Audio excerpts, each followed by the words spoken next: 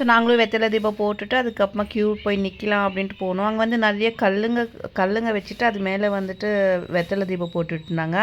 நான் என்னது அப்படின்னு கேட்டேன். ஸோ இது வீடு கட்டுறதுக்காக அப்படின்னு சொன்னாங்க. ஓ, வீடு கட்டுறதுக்கு வீடு கட்டிட்டு அது மேலே வந்து வெத்தலை தீபம் போட்டுட்டு இருந்தாங்க. ஸோ அது பார்க்க நல்லா இருந்துச்சு. அப்படியே போய் சாமியை கும்பிட்டுட்டு அப்புறமா போய் நிற்கலாம் அப்படின்ட்டு போனோம். ஸோ அங்கே போனால் நிறைய கூட்டம். நார்மல் ஜென்ரல் லைனில் வந்துட்டு நிறைய கூட்டமாக இருந்துச்சு. சரி, 100 டிக்கெட் போகலாம் அப்படின்ட்டு போனோம். அங்கேயுமே நிறைய கூட்டமாக இருந்துச்சு. ஸோ எங்கேருந்து வராங்கன்னு தெரியல, முருகருக்கு அவ்வளோ ஒரு ஜனமாக வருது. நான் எங்கே போனாலும் அது நான் போகிற நாள் எல்லாமே பாருங்கள் ஞாயிற்றுக்கிழமை அப்படி இல்லைன்னா செவ்வாய்க்கிழமை. ஸோ இந்த டைமில் போனால் நிறைய கூட்டமாக இருக்கும். 1.5 மணி நேரம் மேலே நின்றுட்டு இருந்தேன் இந்த கோவிலில். இதுக்கு முன்னாடி வந்து அவங்க போயிட்டு வர்றப்போ க்யூவே இல்லை, சும்மா அப்படியே போயிட்டு பார்த்துட்டு வந்தேன் அப்படின்னு சொன்னாங்க. அவங்க போனது வெள்ளிக்கிழமை, நான் வந்தது செவ்வாய்க்கிழமை, அதுவும் கிருத்திகை அப்படின்னால இன்னும் நிறைய கூட்டமாக இருந்துச்சா.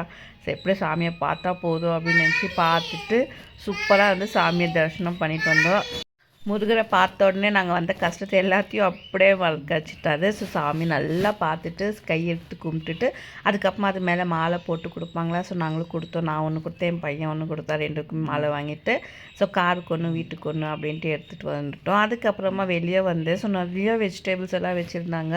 இதெல்லாம் இங்கேயே வெளியில் வெஜிடபிள் அப்படின்னு சொன்னாங்க. அது அந்த இடமே பார்க்க அவ்வளோ சூப்பராக இருந்துச்சு, பச்சை பசேன்ட்டு. எனக்கு ரொம்ப பிடிச்சிச்சு.